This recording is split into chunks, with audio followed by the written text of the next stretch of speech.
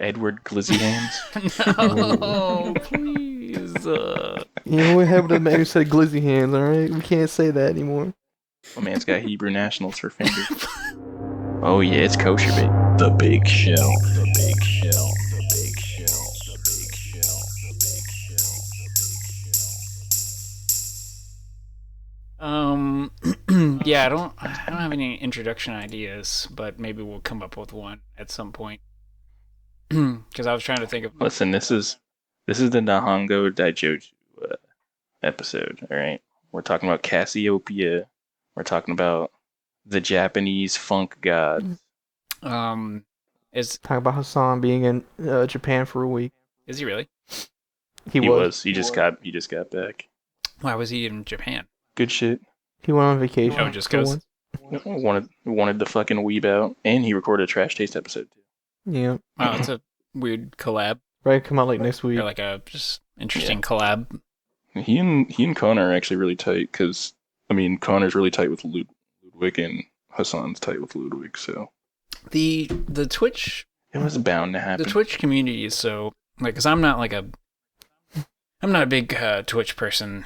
Like I just watch UEL pretty much, and like sometimes I'll watch like Brian F for Street Fighter, or like, I'm not a very regular Twitch viewer. Unfortunately, Daniel, I'm terminally online, so I know more about Twitch drama than I should know. Well, that's why I want to hear some Twitch drama. I only know because I watch Hassan, but I don't watch anyone else.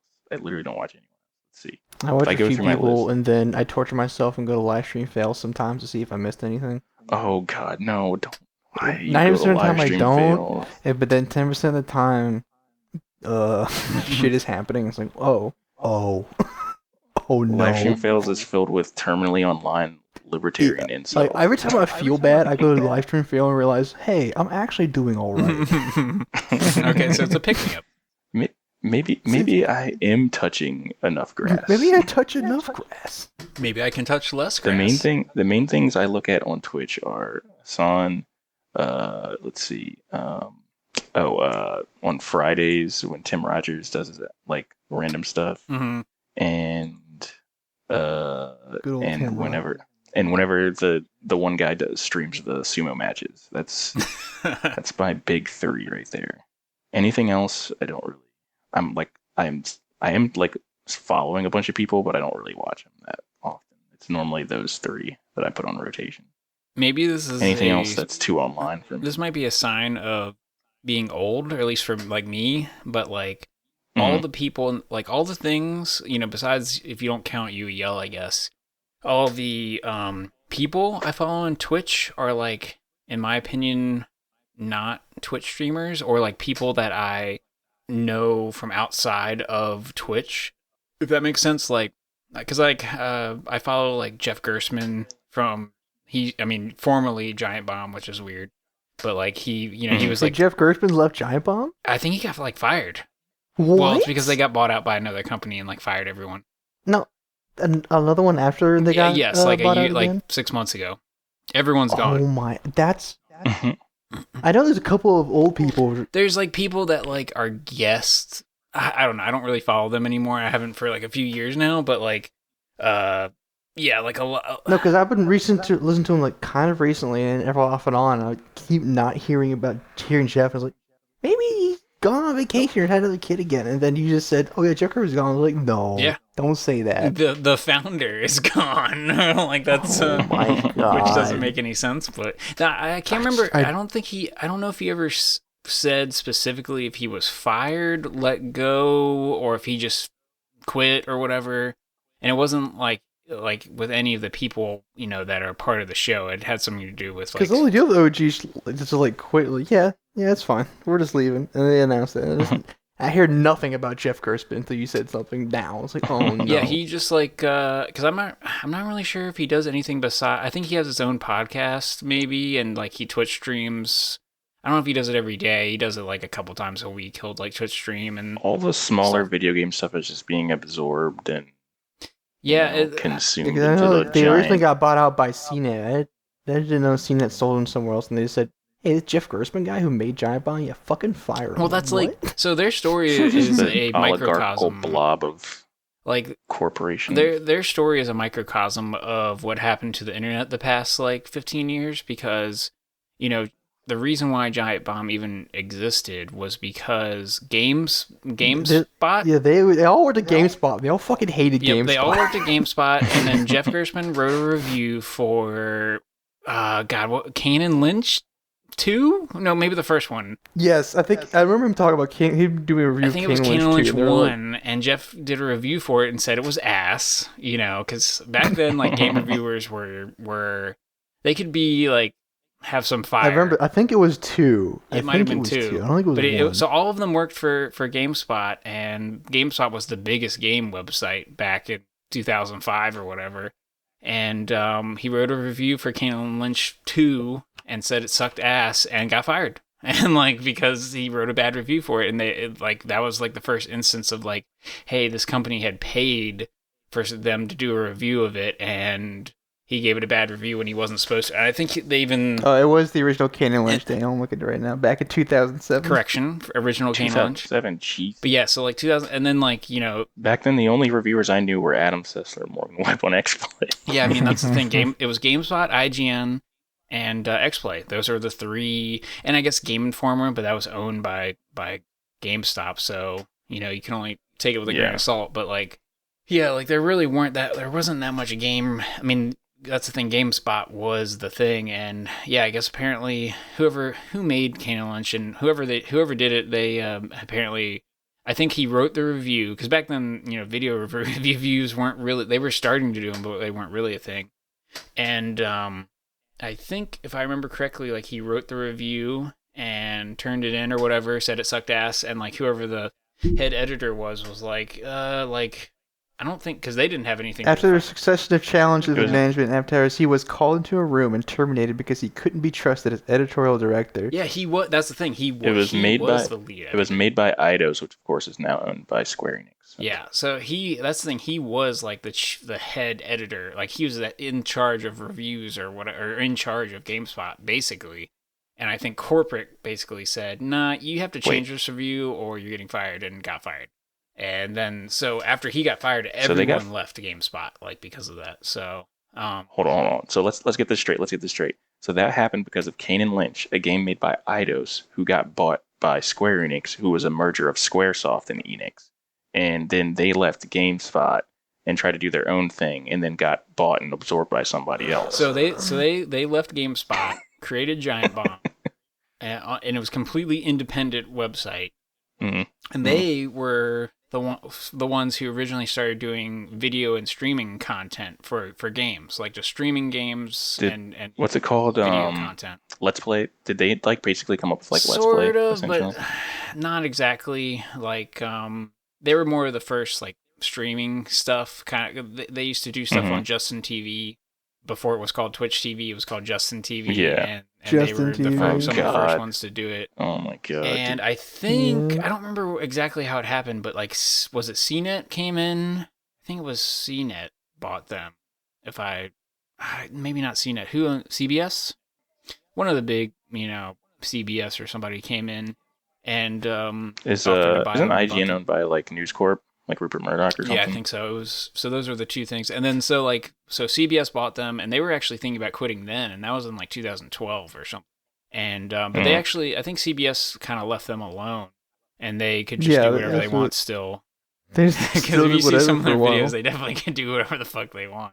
And but then right in between that period is when what's his name left from IGN and made what's he doing now? Is he still doing? Oh God, what's his name? Greg. What was the guy from IGN? Greg, the fat guy with glasses. Greg. You know what I'm talking about? Is it Abbott? Is it Abbott or Adam? I could be messing up the name. Can't think of his name. He started his own company. Greg Abbott's the governor of Texas. That's fun. Greg, someone looked it up, but anyways, he left IGN at the middle, around that era, and that was. I guess my whole point that I was trying to make. Oh yeah, Greg Miller. That's what it. Yeah, because he used to do. I remember he used to do all the PlayStation stuff. Yeah, he was head of PlayStation. Greg Miller stuff all the time. Yeah.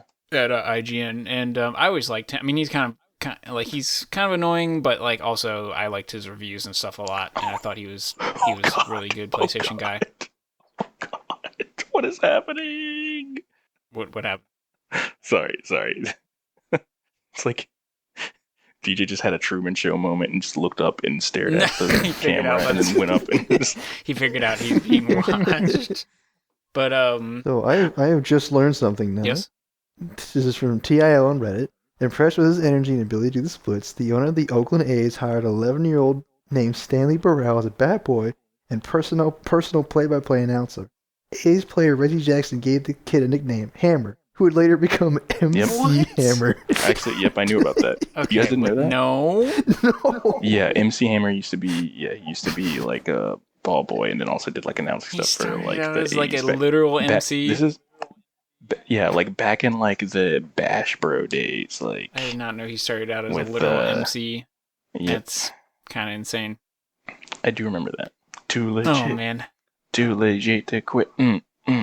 Too legit. Yeah, but I guess to cut the story short, the Giant Bomb, I think, because they got bought up by CBS, blah blah blah blah blah, and like they were doing well, Yeah, but then they like got bought by it was pretty much C-Man. the perfect time where like their history, it like perfectly encapsulates like, oh, they go from like back in the mid 2000s when a lot of company like even GameSpot and stuff like were kind of independent and like doing their own thing, and then all of a sudden like here comes the big corporations taking over, and then everyone they break off, do their own thing, get bought, break off, do their own thing, get bought again, and like then people just start slowly leaving, and pretty much either everyone, and what ended up happening to all the old Giant Bomb people, either they break off and become independent Twitch streamers like Dan and Abby from Giant Bomb. They're like independent Twitch streamers now, like they just do their own thing. Mm-hmm. Or you go to like I forgot, there's like some people that would go work for like EA. Dan Reichert, I think, works for He works for WWE, but he also Twitch streams like on his own just for fun. And Abby, Yeah, the only way you don't get screwed over is if you become your own influencer. It's essentially like what that's happened to all of them. Like, They either become independent influencers and have like Patreons, or they work like a few people that used to work for them are now like, oh, I'm a dude who works for like Ubisoft, man, like they just work inside of the company somewhere, and it's like, yeah, that's what happened the last 10 years on the internet. Everything. That's why. Awesome. That's why Tim Rogers like fascinates me, his like story, because he's literally done everything, and he's pretty much done everything you could possibly think of in relation to being inside the video game industry. Like. He's made this is a crazy story. He's made his own video games. He worked for Sony Computer Entertainment Japan in Japan. Like Japan. Like he worked with the dude who did, was it No More Heroes? Yeah, what's that guy's name? He's I can't remember, but he's done a bunch of things. And then he worked at Kotaku as like a writer and was like their best writer. And then like Kotaku got bought and got absorbed by a giant company. And then they like were doing all this stuff. And he was like, all right, I'm dipping out. And he got enough people, like he got a huge enough Patreon following that he said, screw it, I'm just making my own independent like film reviews. Yep. Really, him talking about like being, I think like being at Kotaku and just like being the writer, and he's like came in one day with shades on because he had a massive headache, and his box was like, "Hey, nice shades, dude." He's like, "I wear these because I have a massive migraine." I'm like, oh, still cool though. Yeah, he's got a bunch of classic stories. Yeah, I feel like, and I don't know what it is with the video game industry, but there's a lot of that where people have worked in like every field within it. I guess for a long time it was pretty insular or whatever, but now it's getting a little more specialized. But for a long time it was like everyone within it did everything. Yeah, it's just it's also weird to see like people who are such staples in the industry are like not even in it anymore. Like what does Cliffy B do now? Like. He like literally dipped right before they switched to making like Fortnite. But the only problem is Cliffy B like just kept fucking up. Yeah, he thought he definitely had an Icarus moment, I think, where he thought he was way cooler than what he was, or way more important. Yeah, Cliff Blazinski. Yeah, I don't. I follow him on Twitter. He just like still posts randomly, but I just don't know what he does. I don't know what he actually does anymore. Because didn't he break off and make his own company or something? I think he tried. I don't remember. Speaking, Yes, yeah, what's he doing right now? Boss Key Yeah, Productions. I remember that. Have they made something? They made Okay, Lawbreakers. so they make games. If you don't remember it, that well, Lawbreakers died. The Big Shell. The Big Shell. Speaking of video games, or should I say video game music?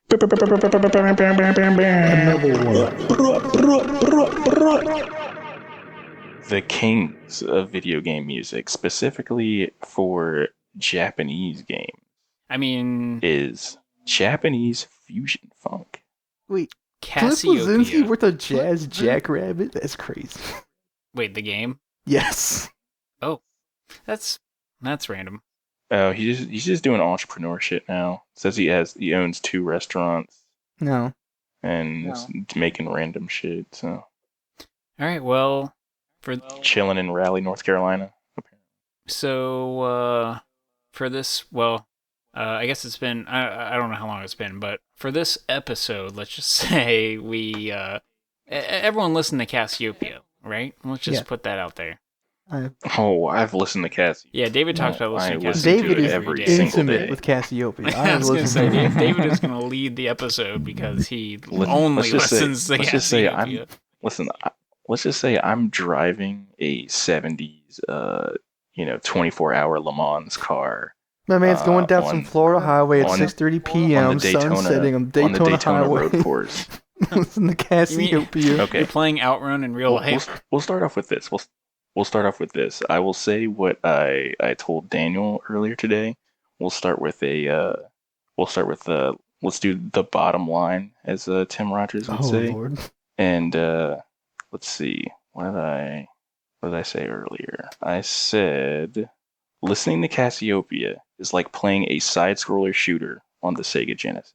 Yeah, when David sent that to me today, like, cause he sent that to me earlier today, and I like immediately that I was just like, yeah, that, I mean, of course, like, they weren't associated with video games at the time, but to anyone today, if you listen to, I don't see how you couldn't associate them with video games if you listen to them now, especially if you're someone who plays video games. I don't know how you. If you played anything in the 8 to 16-bit era, like you've listened to something that was at somewhat Casiopea inspired. Well, let me, before anyone says, especially before David says anything, because he is, a band member. Did anyone, Zach or Ed specifically, have either of you heard Casiopea before we were assigned homework the past week? Yes, and it's weird because it was not even their titular album. I don't think it was a different album. I had got recommended on my Spotify recommends just one song off it. Like, this song is bopping, and then I go back and it's like, whoa, these guys are this is cool shit. These guys are insane. Oh yeah, because the one track I got was, I gotta scroll all the way down here. Was it off of their? When I looked them up after listening to them and doing research, it wasn't this off past the week. title album. It was off of Crosspoint. And Okay. the only way I'll describe the song is, it's 1985. It's a movie. It just ended. It's going through the credits, and they're going through how everyone is doing after that ending scene. Yeah. That is that's the song. What is that called? The like the montage at the end? Yes, the montage is in. They have pictures, and it tells like what they've done. God. I'll link you the song, Daniel, and you Yeah. can listen to it, and you will understand what I mean. Ed, did you listen to them before? I feel like you said, I can't remember if you said you had or hadn't, but had you listened to them before? No, I think Casiopea is one of those bands that I'd always seen be alluded to, but never actually heard it. Yeah, but I'm sure. I ask you specifically because maybe I would call you the video game music expert here. If they, out of everyone, you are probably the video game music expert here. So, and of course they're not, but I would think that it's in the same realm. Yeah, I can certainly see how Casiopea influenced a lot of video games. So I have a theory maybe as to why it wasn't as familiar to Ed, and it's because ultimately, I feel like Cassiopeia was a huge and it has a huge influence on video games and video game music and the style. Like jazz funk fusion is prevalent, especially in the 80s and 90s Japanese video games. But I think specifically Cassiopeia is kind of influenced the music of a certain type or genre of video games. And to me, I think it's specifically racing games because of that opening cover of them just all in race suits and having the cars racing on the track. I think it inspired the 80s and 90s like video game developers who were doing racing games to just be like, okay, I want the music to be in that style. Gran Turismo. Exactly. So perfect example, because that is the reason why I heard about Casio. The YouTube algorithm gods had a perfect combination of me playing Persona and looking up all the Persona music, which is mostly Japanese jazz and funk. Yep. And a combination of also me trying to find Gran Turismo music because I started playing Gran Turismo 2 on my PS1 emulator on my computer. And so randomly I just cut on YouTube and I just got the Casiopea like entire song, like original album, like was just uploaded on YouTube, and I started listening to it and I was like, oh my god, this is like Gran Turismo, but like on crack. I'm just going to say this real fast. David, you brought up earlier, why didn't we get any of the cool stuff from the future or whatever? We're getting all the shitty stuff. Mm-hmm. I think 99% is bad, but I got to say, as much as I hate to admit it, YouTube recommendations they're good. They always, and not just music, like even funny videos, interesting videos.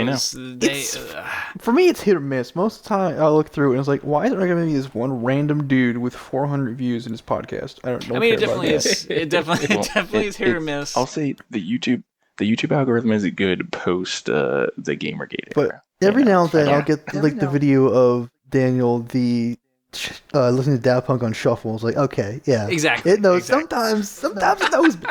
I would say it's a solid 75% is like, why did I get recommended this? But the 25% that does get recommended, I'm like, oh my god, either this video is funny or this song is fire. I'm just like, what is this song? It's only got like 5,000 listens or whatever, but it's fire. Yes, thank you YouTube. And like, I'll also say this. Shout out to the YouTube algorithm for every time around the Olympics, just putting out the long jump videos.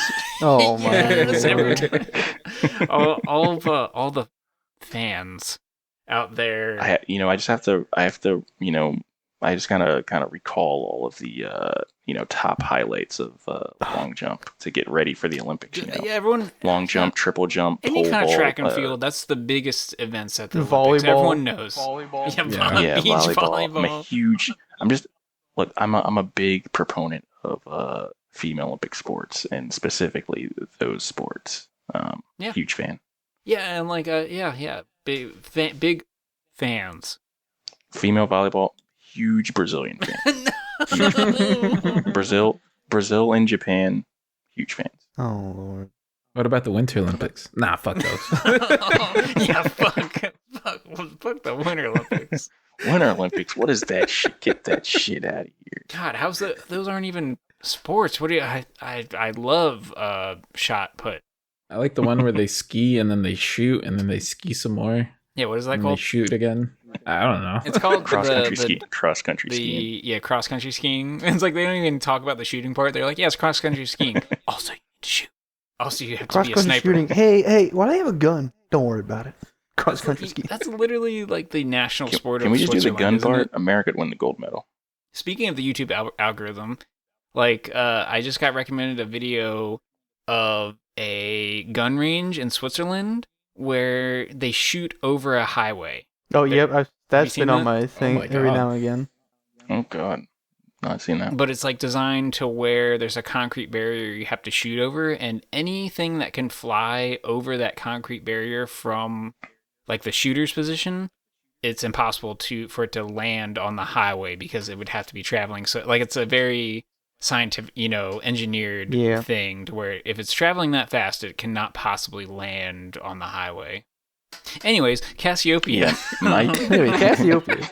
Reel his tangent back in. David brought up Persona specifically, and I was gonna bring that to Ed a little bit because Ed is Persona was the primrose path down the down this this hallway, down this hallway and tunnel of Casiopea. So how I don't really know how to connect Cassiopeia because I've played Persona 3 some, but and watched like some of the animes, but Ed, how do you? I don't want to make it too specific and say Persona Cassiopeia Go, but Ed, Persona Cassiopeia Go. Well, you see, no, it starts with the train derailments. Oh.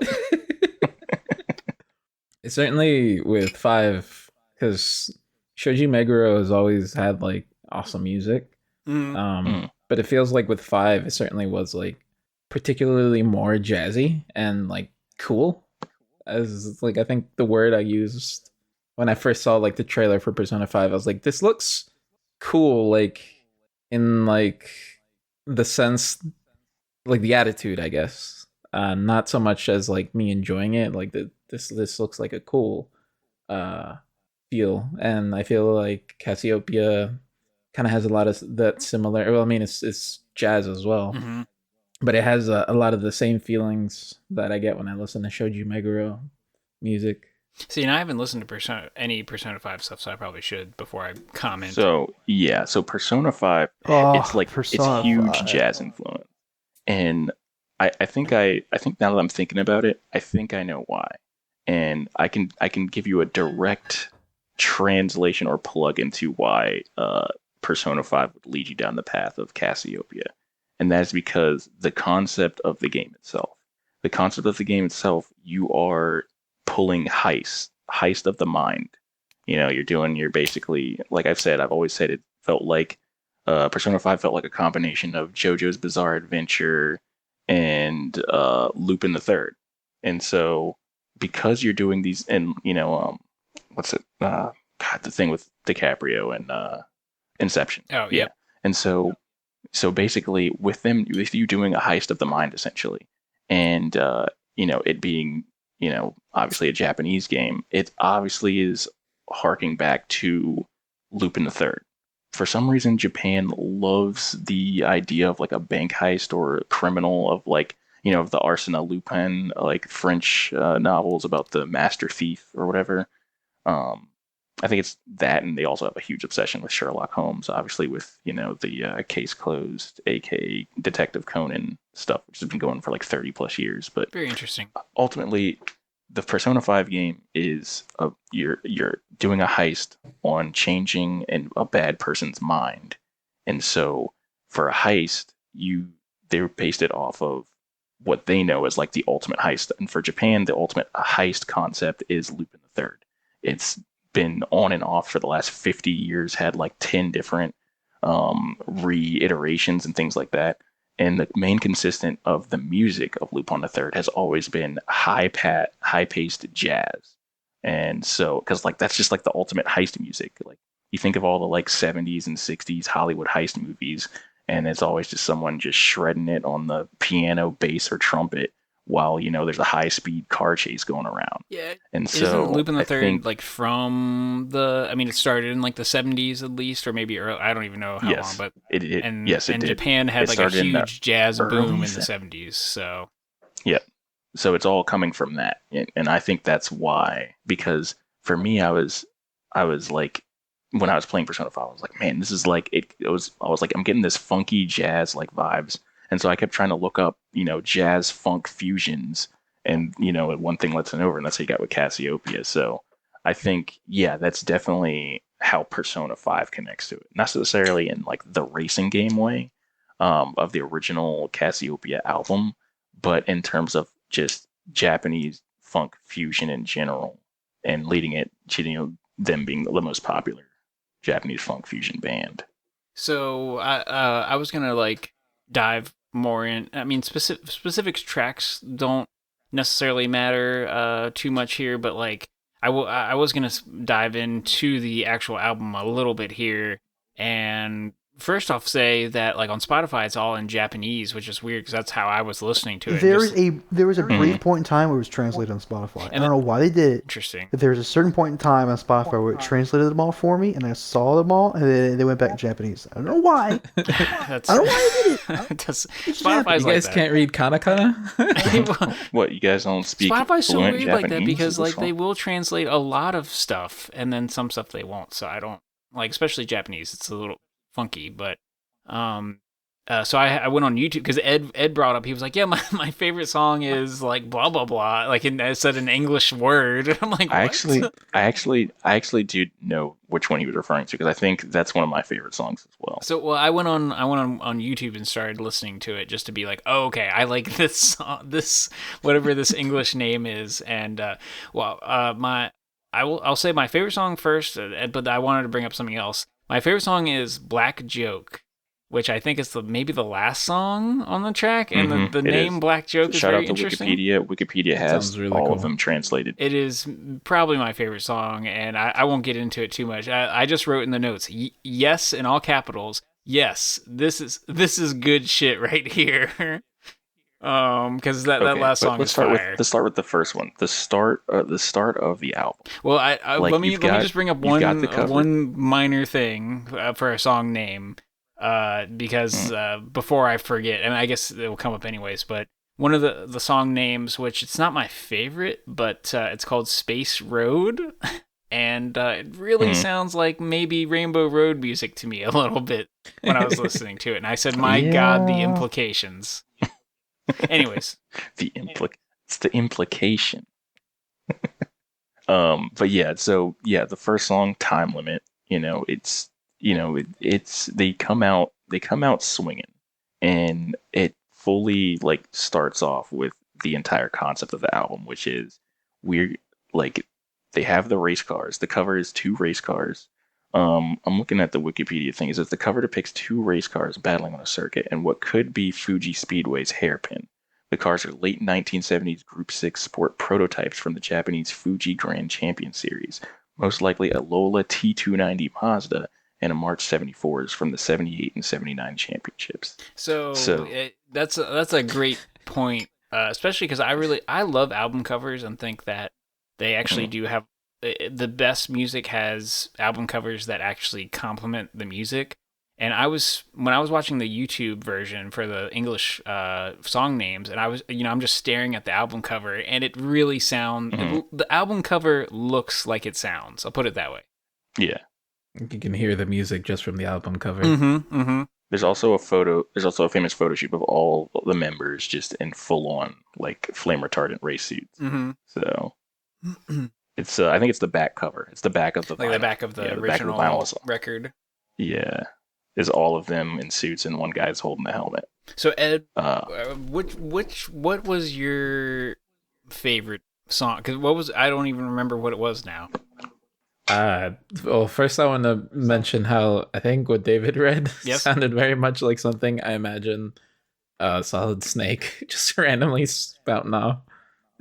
Wait, what did the all that information where it's like, it's a 1979 Mazda CX-7. I've heard this before. Yeah. This is from the titular album.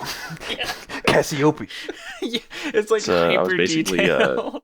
That's basically Big Boss when he got the M1911. Yes, that's the scene I was thinking of. Oh my God, a customized, and like it goes into the details for 5 minutes. Puts out his newly lit cigar just to talk about it. Yeah, he literally just lit it, and it's good enough to stomp out a brand new cigar in anger. For me, it was Midnight Rendezvous. Yes, I talk about it. It's definitely a bop. I didn't get to listen to the album entirely too many times, but that was one of the ones that stood out. And when recently I took my wife to Charlottesville to do some school stuff, and on the drive back, like I put on the Casiopea, and that's the one that she liked. She was like, "This reminds me of Hey Arnold music." Yes. Well, I mean, Hey Arnold had that New York jazz. Yep. It did have a lot of jazz. And I was like, I never thought of it like that, but yeah, it does. whenever I hear like remember the like Hey Arnold stuff, I remember like thinking like, man, this sounds like some like was it Duke Ellington and like Langston Hughes, like it's reminding me of like old school like 30s 40s like Harlem jazz. That's what it them reminded me of cartoonists were trying to teach the young kids the meaning of music early on. Zach, did you say you really like Midnight Rendezvous also? Yeah, it's the one I have saved. I think that was before I got the assignment to listen to the whole thing. Is that I had Midnight Rendezvous saved. Midnight Rendezvous sounds like it's the song you imagine playing in the soundtrack of your life if you lived in the late 70s and you had like a Datsun 240Z and you were just hauling ass down a highway to get to some party on the outskirts of Tokyo. Yep. Yeah, to me, It's 1995, a new racing game release, and this is the menu theme. yes, there you go. Or that, yes. Or Ridge Racer. Or a 40-year-old man who was 20 in 1975 and listened to this and was like, I'm putting my music in the game. Look, some guy has a Datsun 240Z. He has the leather driving gloves with the fingers open and has like a like Japanese like maple like waxed and carved like handcrafted shifter knob on it, and he's just Mashing it, racing down the highway. Yeah. Yeah, to me, I mean, I don't want to say I'd never listened to anything like this because I mean I've listened to jazz before, but there's so many different kinds of jazz that to say you've listened to jazz doesn't really even mean anything. I feel like because there's so many different forms of jazz that like you could be talking about anything at some point. But this was it was like I don't want to say shocking to me, but I expected something like this, but just the first song going absolutely nuts, like in the first minute, I was like, I had to like pause it and be like, oh, okay, what am I listening to? And then like it just keeps going at that, like pretty much the whole album just goes at that pace. I mean, of course, there's some slower parts and whatever, but I just mean like the crazy instrumentals in this that are just like they just don't care. They're just going ham. They're just saying, here we go. We're going to do this and just go off. And for basically 30 minutes or however long it is. And it's just like, it is, and it's not, to me, this isn't something that I would listen to a lot. Like, I'm not going to put these songs in my, I'm not going to put one of these songs in a playlist, it's not really that type of music to me, but it's definitely one of it, but it's the opposite where it's like I'm doing something. It's like I'm gonna listen to Cassiopeia. Like I'm driving. I'm gonna listen to Casiopea right now. Just this is the time to put this on. I put it on late night drives. Is the time I put late night drives, and if I'm just like I'm literally just fired up my laptop and I'm working like first thing in the morning. Working music. I think Casiopea occupies the same place Daft Punk Discovery did at one point in time, where it's like if I have my Spotify on shuffle. I'm listening through it, and then if one song from Discovery hits, I pause. I find Discovery album, go to the top song, hit it, don't shuffle it, listen to the whole thing through, and back to shuffle. I'll I say can't just listen to one. Daft Punk Discovery helped me survive freshman year of engineering at ODU. Yeah, so yeah, I mean that's pretty I good had description. that on repeat. I was in the library. Pulling all nighters, and I just had Discovery on repeat. It's working music. It is working music. I just posted in the topics to bring up on the show Discord. It's one of my favorite videos, and it's Ayrton Senna driving the NSXR. Because little backstory, it's early 1990s, and of course the iconic, famous Japanese sports car, the NSX, the Acura NSX in America, but the Honda NSX in Japan, and it was actually tested by Honda's Formula One team. They made engines for McLaren back then, and McLaren was top dogs with legendary race car drivers Ayrton Senna and Alain Prost. And they did kind of like a promo thing of, for the NSX. And this video is basically Ayrton Senna showing up to the Suzuka circuit in a Hugo Boss jacket. This man and is like wearing loafers basically and loafers and noticing that loafers, too. and he just hauls ass in this sports car. Like puts on the shades, no helmet. got the loafer, Hugo Boss jacket, no helmet, and just fucking peels it. And it's just flying around the Suzuka circuit. He is actually like sending nothing. it too. That's why I thought maybe he would just be like. I mean, he is sending it. Look at that footwork. Look at and the I loafers. just see like when I go for a ride, closes the door, squeals the tires, and is throwing it down. Daniel, what's it called again when you do like the Heel toe? Yeah, heel toe braking. Heel toe. He's fucking heel toe braking, just hauling ass in loafers. Yeah, but that's what I was like. Okay, he's gonna be driving around the circuit. No, he is trying to destroy the car. Yeah, at least attempting to. And it's just, but this video right here, like, if you put this, it goes perfectly on. Put that with Casiopea. Yeah. I mean, maybe even I don't. Dirt Rally is a different vibe than other racing games, but I'm not going to say it wouldn't work. Different vibe. Nah, it's all about circuit racing. This is the essence. This is the visual essence of what the original Casiopea album is. It is just, it's about going at high speeds on clean roads. So pushing the limit. Has anyone? They're pushing the limit of music. He's pushing the limit of driving. That's what it feels. I mean, and it sounds funny that you said that it's like a joke, but like that is not a joke. Like that is actually that like they basically, because I mean, music takes all kinds of forms, but this really is just we are going to play these instruments as insane as we can. And it doesn't have to be like in a metal way or like we're not going to destroy them. We're going to play them as precisely and as much, you know, we're going to play these instruments as much as we can in a 30-minute album or whatever that we possibly can. And it's the same concept of I'm going to drive this car as fast as I can. And that's why they work so well together, I think. Yeah. Has anyone, so I wanted to say, I mean, David obviously is probably the one, but just in general, like, I haven't looked up any more jazz fusion. I know David was talking about the Mario. I just call it like the Mario guys, what they're called, but they made the Mario song, but not really. T-Square. Yeah, T-Square.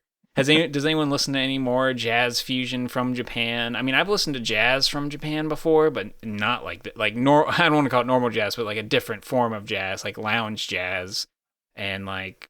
To me, this is closer to, we kind of talked about it before, but like this is kind of like city pop, but this is like pre-city pop, because city pop is more chill. But city pop didn't happen not that long after this. This is like, this happened and then like literally, I think they kind of almost happened at the same time. Yep. And it just, then like going into the 80s, you just had Japanese jazz fusion and city pop just making bangers. And I think that's why everyone now discovering it, like now, is just like, oh my God, there's just like this treasure trove of like amazing music from the late 70s and 80s, especially in America, that we just never heard. Yeah, because we never knew about it. I mean, it's because of the economic boom that happened in the 80s. It wasn't just video games. It was Japan, music, anime, Japan was like, you want to do something? Here's the money. Like, you want a civilian car which has like fucking like fancy supercar doors? Make it. There's the money. Yep, make it. It's a thing. You want to make an entire anime series on VHS where each one costs $20? Yeah, fund it. Fund it. Fund it. Before the bubble burst, I think I remember reading that Japan was on pace to surpass America as the number one people were afraid GDP. That Japan was going to pass us. Like, they actually were afraid. It influenced our sci-fi. That's why in Blade Runner. Yeah, I feel like Cyberpunk is like, that's how it is. Why? Cyberpunk, like Blade Runner. Japan companies, because it was made at a time where Japan was the big one coming up, and it was like, oh shit. Everyone thought in the 80s, in the future, we were just going to be, controlled by Japan Japanese Zaibatsu. A bunch of Heihachi Mishimas starting King of the Iron Fist tournaments. So, and this goes out to like any or everyone here, but besides jazz fusion, but has anyone else, like, because we talked about what's the dude with the guitar. I will say, I just looked up jazz fusion on like Spotify. It's like, here's a jazz music mix. I'm looking at it. It's like, half of these aren't jazz fusion. Spotify, what are you talking about? Spotify's weird. Yeah, that one is not a good. Yeah, it's not a good one. It's like, it has like jazz. Like the first one's Casio. It's like, okay, and then it's Plini. It's like, No. Spotify will try to find things that's like, hey, you already like this, and it's kind of similar. It's like, here's a jazz fusion playlist just for you. It's like, Spotify. The second one is prog metal. It's they're both guys noodling on the guitar. I was gonna say, has anyone listened to, like, to branch out to city? Has anyone like listened to a lot of city pop or any other Japanese music? I heard city pop Vaporwave is my aesthetic. So yes. All right, talk. All right, I'm with Zach. All right, Zach, you go first. I don't know how this happened, but it's just city pop is just great. It really is. I don't know, because it's just something I can just sit down, you put on city pop album, and you're just bopping. It just feels good. You're back in the 90s, because it just screams 90s. It's a nice beat, and it just has old Japanese pop music over it. And like, this is great. I love this. We'll sit here. I don't know why, and that's the thing. Like, every time I hear a city pop song, I don't want to say it like this, but like, I like every single one that I hear. Like, I don't have any like where I'm like, I'm just like, this is all good. Why have I never heard that? I mean, we already talked about why, but it's just very much like, all of this is good to me. I'm not sure why I like it. I mean, I guess it's kind of similar to me. It's kind of similar in the same vein as like maybe like a Hall & Oates, like it's the Japanese version of Hall & Oates, or like whatever you want to call that. Like, you know what I mean? It's not exactly the same, but it's in the same genre kind of, or same vibe. And like, but it's just easy to listen to. And yeah, I mean, I feel the same way.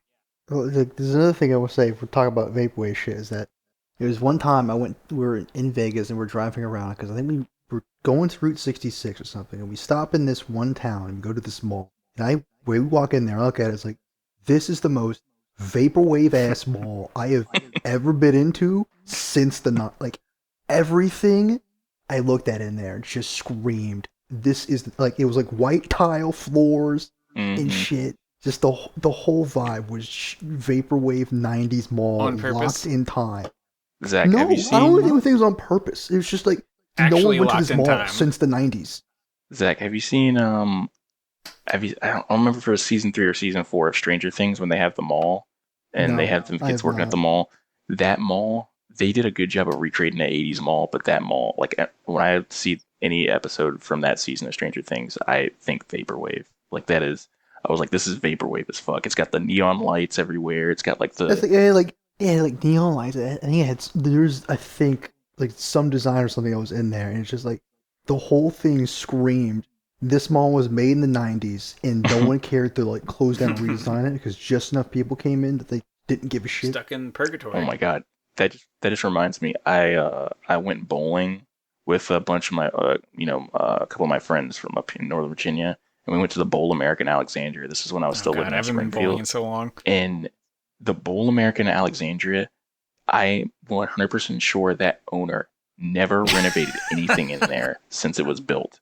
That thing was built in the 80s, and they have not renovated it at all. The bowling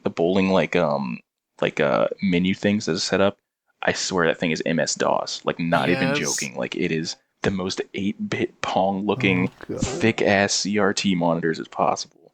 Everything's like, you've got like the white foam ceiling tiles that are like just like slightly tan, like binge tan, because it's been so yep, old. like they look like an NES. Yeah, you go to like get like order your food over there, if you like, and the menu is like still like got like these blurred like kind of like 80s printout. Yes, like I know exactly you're what you like mean. It literally felt like I went back in time. I was like looking around, I was like, Jesus, man, like, what is this? There's one thing I will say, like, before this place went a little too far towards just being towards anime nerds and shit, Vapor 95, that sells a bunch of like, it started off as the website? selling like Vapor. I think you pointed me to it before. When I first found Vapor 95, I thought it was a scam, because one, it looked like it was just straight from 95, and it just had it listed every sale they ever made. Like, every time someone bought something, like, it was Bitcoin transactions.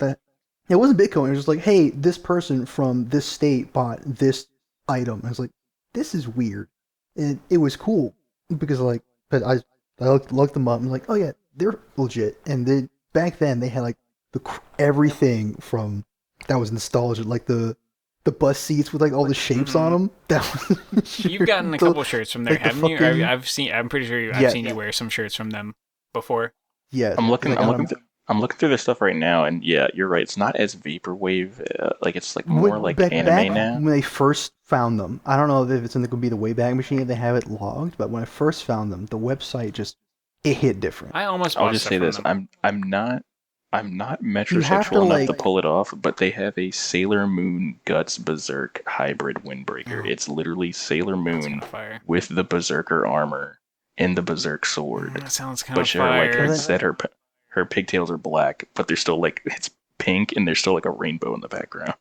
Let me see if they still mean- have like Oh, she even has the some one of eye like this- Guts. I know Some of anime the isn't, shirts they like- had. anime isn't exclusive anymore. Now everyone likes anime apparently, but that still sounds kind of cool. I don't like anime anymore. It's too Yes, too mainstream. mainstream. Sorry. I will say this. I just saw one of the best hats ever. They Yes. have like a dad hat. It says, and it's just a black hat and white letters and says "Final Boss of Ohio." Yeah. Here we go, right here. This shirt. Wait, isn't that LeBron That James? is a brilliant hat. Pretty much. Here we go. Dan, I link you this shirt, and it's like, where are you on here? Somebody get LeBron this hat right now. The print on every fucking Yes. city bus you've ever rode, and The weird, just squares, triangles, and then sometimes Just squiggly lines. weird. Because I remember seeing this shirt and then getting on. I forget it was like it was an actual bus somewhere, or it was like just some airport bus going to and from the terminal. But I remember seeing that on scene. I was like, oh man, that Oh, wait, shit's hold up. still out here. Have you seen the T90 Super Audio backpack though? Oh, they had one that was like weird because it was an all over print tee and it was Kramer pointing at some like Windows 98 or Windows 95 text box that says the contract is sealed. No, That's not all- Mac that's all they have Tonight, anymore. Ed. Mac Tonight. Don't you worry about I blank. forgot Let me Mac worry Tonight about existed until right now. I have not thought about Oh Mac my Tonight. god, Mac It- Tonight, yes. God, that was a McDonald's, Oh wasn't it? man, yes. God, that's It was a old. McDonald's ad. That is old. It's a shit. perfect hoodie for Oh, a Big Mac God. Corey. Yeah. It is. Oh my Big god. Mac I will say Tonight. this: if I could go back in time to the '80s, the first thing I'd do is I'd go to McDonald's and get the beef tallow cooked fries. Yes. I've heard they're legendary. What? So they used to be cooked in That's- beef tallow until 1990. And everyone Oh says my god. they tried like they're cooked in vegetable oil now, and it's kind of close. But everyone who's like an old head, McDonald's old head, has said that like it doesn't taste the same. Which also is surprising because you'd think if you were a big McDonald's head in the 80s, I wouldn't think you'd be alive right now. I would have thought you would be you kicked the bucket by now, but Final. Well, I was gonna say, Ed. I feel like you've probably listened to some Japanese music before you end this. Do you have any to connect to Casiopea? Maybe not necessarily Nothing- connect, but Nothing too complicated or nothing too intricate. All I'll say is that City Pop as well as Casiopea make me feel nostalgic for a time that I didn't live in. Yep.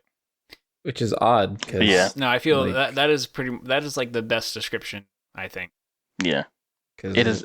It's music time machine, Yep. Oh, let me see if I could. This is the. Yeah, and we don't have to go It's 88 not miles good. per hour in a It DeLorean. it really does feel like some.